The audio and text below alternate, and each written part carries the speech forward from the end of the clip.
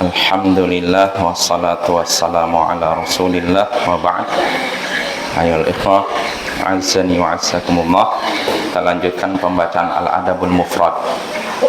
Berkata Imam Al-Bukhari rahimahullah, haddatsana Qutaibah qal haddatsana Wahb bin Ismail an Muhammad bin Qais an Abi Hindin Al-Hamdani an Abi Dhabiyan qala li Umar bin Al-Khattab ya Aba Dhabiyan kam aqa'uk qal alfani wa khamsumi'ah qala lahu ya Aba Dhabiyan ittakhid minal harfi wassabiyai min qabli antaliyakum ghilmatu Quraisy la yu'addul aqa'u minhum mala. Telah menceritakan pada kami Qutaibah, ia berkata telah menceritakan pada kami Wahab bin Ismail dari Muhammad bin Qais dari Abu Hindin Al-Hamdani dari Abu Dhabiyan.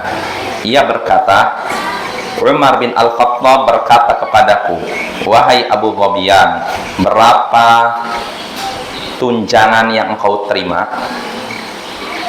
Ia menjawab 2.500. Lalu Umar kembali berkata kepadanya, wahai Abu Dhabiyan, ambillah hasil pertanian dan peternakan sebelum kalian dikuasai atau dipimpin oleh para pemuda Quraisy dalam keadaan pemberian tunjangan yang diberikan tidak dianggap harta yang berharga menurut mereka.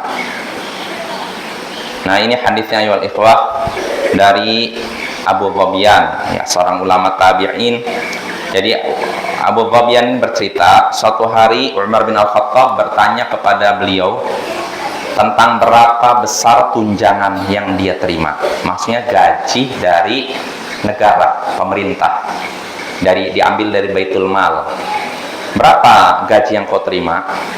Abu Dhabiyan menjawab 2.500. 2.500 ini kemungkinan besar 2.500 dirham, mata uang perak, atau kalau sekarang berapa dirupiahkan. Jelas lumayan besar, ya, besar zaman itu 2.500 besar. Nah, namun ketika Umar bin Khattab dapat jawaban dari Abu Dhabiyan, gajinya 2.500, Umar berkata kepada Abu Dhabiyan, memberikan arahan, wahai Abu Dhabiyan, ambillah hasil pertanian dan peternakan. Maksudnya, gajimu ini kalau bisa, sebagian gajimu ini disisihkan untuk investasi pertanian dan peternakan. Kamu beli tanah, tanam.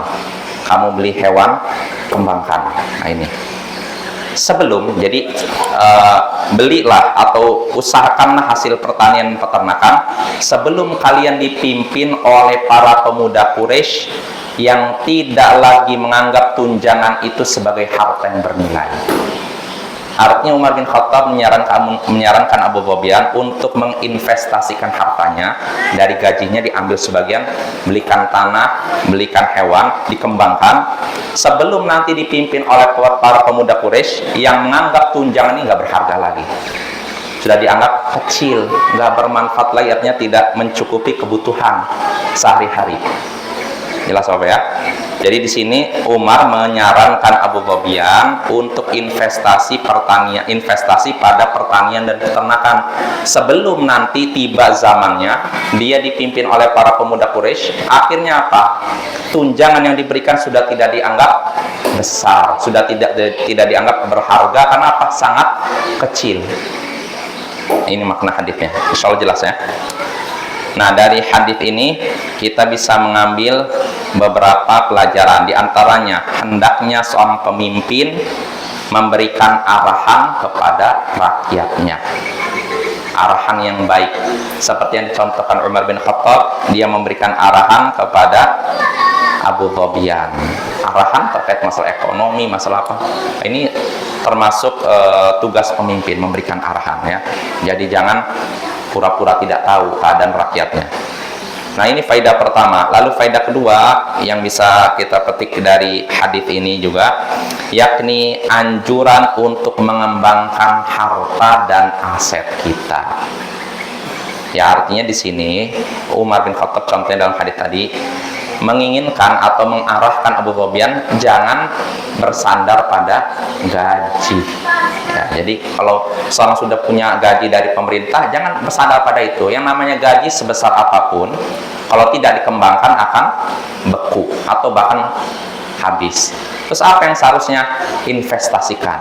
Ya, belikan tanah, tanami tanaman, belikan kambing, unta, sapi, kembangkan.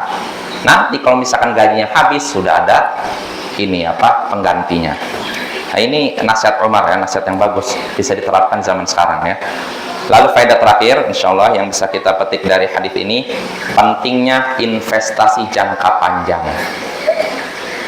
Contohnya dalam hadis ini, Umar bin Al-Khattab menyuruh Abu Sufyan menyisihkan sebagian dari gajinya untuk membelikan tanah dan hewan ternak. Supaya apa? Mungkin ketika di masa dia ngomong, hasilnya belum nampak. Tapi mungkin 5 tahun lagi, 10 tahun lagi, 15 tahun lagi, semua itu jadi berkembang dan itu akan mencukupi kebutuhannya di kemudian hari.